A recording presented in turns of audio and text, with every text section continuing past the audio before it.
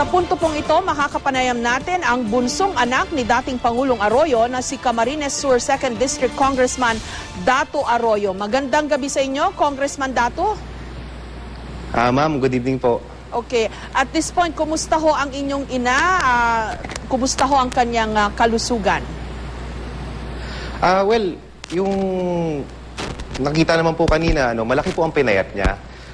Ngayon po, nasa bahay siya po at nagpapahinga.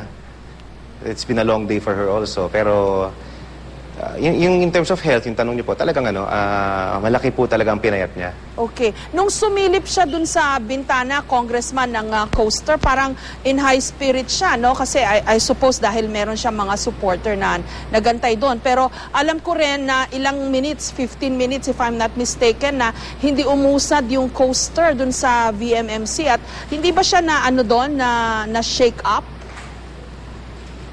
Ay, hindi naman po yata, ma'am. Kasi kasama niya yung mga apo niya at siguro lahat naman na may kasama, lahat ng tao may mga apo, maintindihan nila na iba ang epekto pag kasama mo yung mga apo mo, talagang kung ano yung masama man sa paligid mo na nangyayari, mawala lahat yan dahil kasama yung mga bata.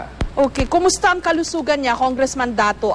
Yung kanyang kondisyon sa likod ng kanyang leeg, merong mga sinabi doon na medical update na parang hindi nag-heal. Tapos alam ko, nagkaroon din ng effect daw ito dati sa pagkain niya, di ba? Kaya bumagsak daw yung health niya. So sa ngayon, kumusta ang kanyang kalusugan at ano ba yung alternative therapy na sasailalim siya sa Tagaytay bukas? Well, tulad po na sabi niyo, ma'am, yung malaki po ang pinayat niya, and then in terms of yung health niya, medyo may sakit pa rin siya. May sakit pa rin po, tulad ng sinasabi natin dati. And in fact, patuloy-tuloy po yung kanyang therapy sa veterans. 4 times a week po yan. So, hindi pa po tapos ang itong kanyang pag-ospital. Tuloy-tuloy po yan. Tapos itong sa alternative medicine po, I think yung mga kapatid niya ang nag-suggest na subukan niya. So, hindi ko po alam actually kung saan yan o anong klase, anong gagawin doon. Pero at this point, syempre, with all the ailments, yung nararamdaman niya po, yung masakit sa katawan niya, yung kahinaan niya, syempre, we're willing to try anything.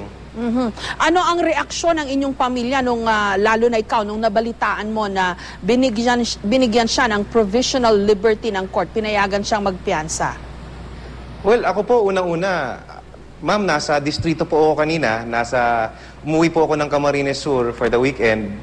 Nalaman ko lang. Nung nalaman ko po, siyempre, masaya ako. Masaya rin yung pamilya namin. In fact, kaya nandito po ako ngayon. I took the first opportunity to go and see her. Kaya nandito po kami.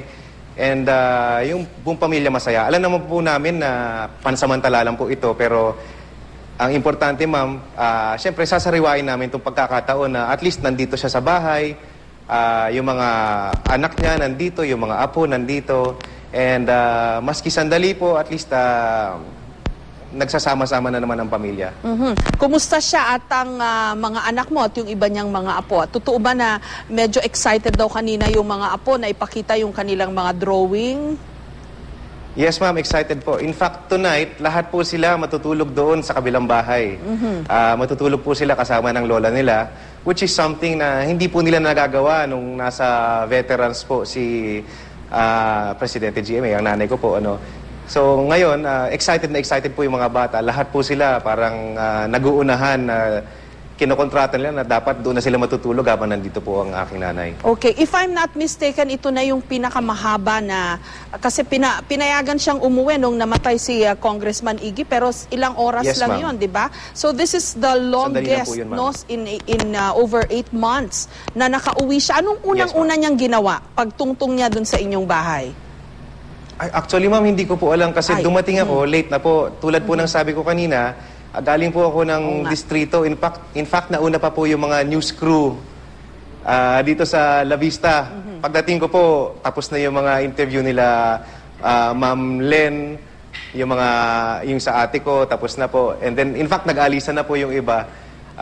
So, I wouldn't know kung ano po yung unang ginawa niya, pero Pagdating ko po, nag-aayos-ayos siya ng mga gamit kasi ano po siya pag dumarating sa bahay talaga, maski gaano ka stressed out or kung ano man ang iniisip niya, pag may makita siya mga mali sa bahay, inaayos-ayos niya. So yun po ang naabutan ko, nag-aayos-ayos siya ng gamit. So typical housewife pa rin.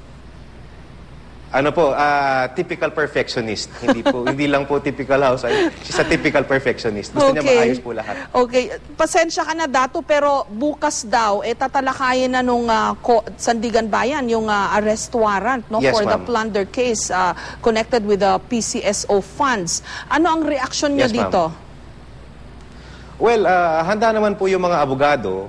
Yung kasong yan po, mahina rin po yan. And in fact, sa tingin po ng mga abogado, kasi hina rin po ng kasong ito. Kaya nakikita po natin yung napayagan po ng korte na magpiyansa ang aming nanay dahil nga po mahina ang ebidensya. At ang tingin ng mga abogado, mahina rin po yung kaso po na isa, yung sa PCSO. And naghahanda naman po sila. Kung in terms of kung yung legalities ng kasong yan, hindi ko po masasagot yan, kaya hindi naman po ako abogado. Pero ang mga abogado man po namin ang mga handa dyan. And sa tingin po nila, mahina naman. Okay. Pero tell us, paano... Like all the other cases po. Yes, pero tell us, paano nyo napagdaanan ang lahat ng ito? 8 months nakakulong ang inyong ina. Dati she occupied the most powerful position in government. Tapos isang araw na lang kinulong siya,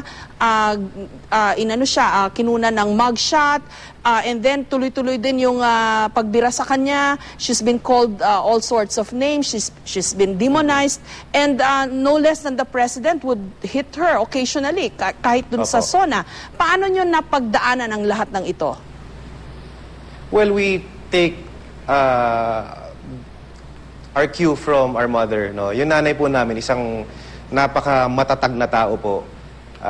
Sa gitna po ng lahat ng nangyayari sa kanya, she remains strong, matatag po siya. Siya po ang nagkasabi sa amin na ito talaga kasama sa buhay na pinasok po namin. Ito ang buhay ng politika, buhay ng public service. At ang importante, pinapasa Diyos na lang namin. Kaya nakikita nyo rin naman po, yung nanay ko, maski anong mangyari, very calm siya, very serene. Panatag ang kanyang kalooban. Kaya kung nakikita namin na ganun siya, di nakikita din namin. Maski po kami na nakakahawa po yung ganun. Anong plano ng inyong pamilya? Meron ba kayong immediate plans, long-term plans? Well, ang immediate plan po, siguro sasariwain lang po namin itong opportunity na nakauwi po ulit ang aming ina, na kasama ang buong pamilya, kumpleto po kami. At siguro yan na po muna. And then, syempre, in terms of in the longer term, yung paggagamot niya po, syempre kailangan patuloy-tuloy po yung kanyang therapy. In fact, sabi ko nga po, it's 4 times a week. So tuloy-tuloy po yan, pero hindi lang po yan, naghahanap po kami ng mga ibang pwedeng siguro susubukan niya para mas guminhawa po ang pakiramdam niya. Okay, maraming salamat, Congressman Dato Arroyo.